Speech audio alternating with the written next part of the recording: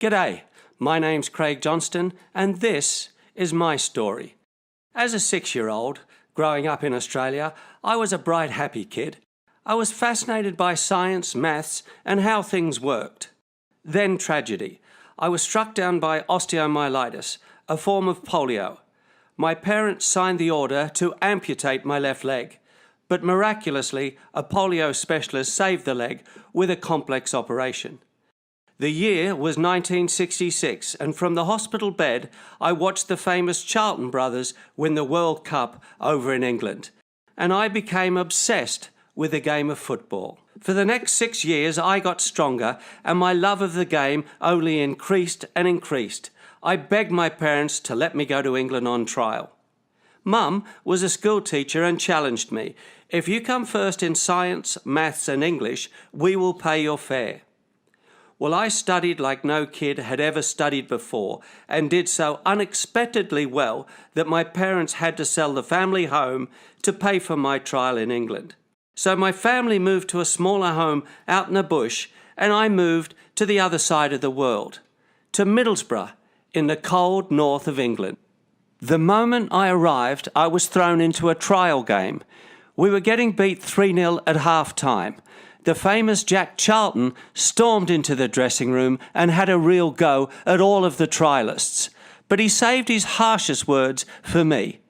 "You, kangaroo, are the worst player I have ever seen in my life. Go back to where you came from." Well, I burst into tears. I had to phone my parents. I was so ashamed. I told them that Jack Charlton said I was one of the finest players that he'd ever seen and he wanted me to stay. I quickly hung up the phone and burst into tears again. I couldn't go home and I couldn't stay at Middlesbrough. And worst of all, Jack Charlton was right. I couldn't control the ball, couldn't pass the ball, I couldn't dribble or shoot. I just couldn't play. Some senior pros had heard about the tongue lashing and felt sorry for me. They gave me some money to clean their cars and said for now I could stay in the old coal shed behind the trialist digs. But I had to hide from Charlton until I could save up for my fare home. The apprentices didn't like me. I'd been told to leave by the gaffer, so why was I still there? Even though I wasn't allowed to train with them, they gave me all of their crap jobs to do. Each day I cleaned the boots, toilets and changing rooms long after they had all gone home. Later, on the cobblestone streets outside the Ayresome Park Stadium and by the light of the gas lamps, I would ask to play in the pickup games with the scruffy street kids. They were younger than me, but much better than me at football. It was embarrassing. They took the mickey out of me and called me Skippy the Bush Kangaroo. But at least I was actually playing, and at least they didn't hate me. Finally, back in the shed after midnight, I would cry myself to sleep. I realised just how far I was from my home, family and friends. I felt like I was in a kind of jail and desperately wanted to go back home to the warmth of the people who loved and wanted me, rather than a cold and empty Middlesbrough car park. Just to get myself through, I had to wildly imagine that I was actually playing at Wembley Stadium. I spent 5 or 6 hours every day pretending I was Georgie Best, Bobby Charlton, or even Pelé. I had no idea what I was doing. I was blindly practicing, just running around in circles. The months passed and passed, but I wasn't getting any better. Or was I? I just didn't know. The problem was I didn't have any measurement. Didn't have any standardization. I didn't know where I stood. I was ready to pack it all in and go home a failure. In tears, I picked up the ball, held it in my hands, and suddenly remembered studying hard for schoolwork and being tested on how good I was. That was it, testing.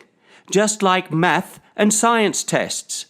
The ball is a perfect object. It doesn't make mistakes. The person using it makes the mistakes, and the more you use it, the less mistakes you make. What I needed was a standardized measurement test for my soccer skills, to know how good I was, and to know if I was getting any better. There were only 4 main skill tests to standardize: controlling the ball, passing it, dribbling and shooting. I painted a full-scale penalty box and goal mouth onto the car park floor and up the walls. Within this, I created a mathematical grid with targets to hit, targets to avoid, and targets to pass off. By standardizing the variables of distance accuracy time analysis, or DATA, data, and then applying that analysis to the 4 core skills, I had basically standardized my own mistake to attempt ratio and metric. To get better at football, all I had to do was get faster and more accurate at these 4 skills. And now, with the data, I could prove it. This was my hallelujah moment. Hallelujah, hallelujah, hallelujah. Now, I could actually plan my training.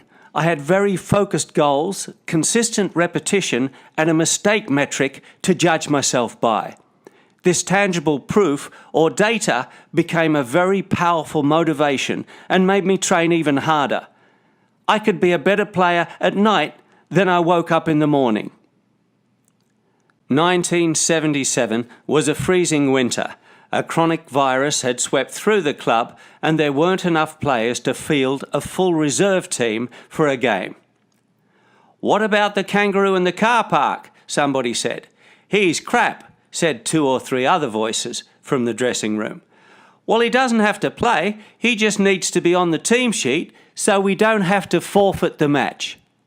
This, I knew, could be my big chance. We were 2-0 down at half-time and one of our players got injured. I came on as sub, scored 2 goals and we won the match. My teammates were more shocked than I was.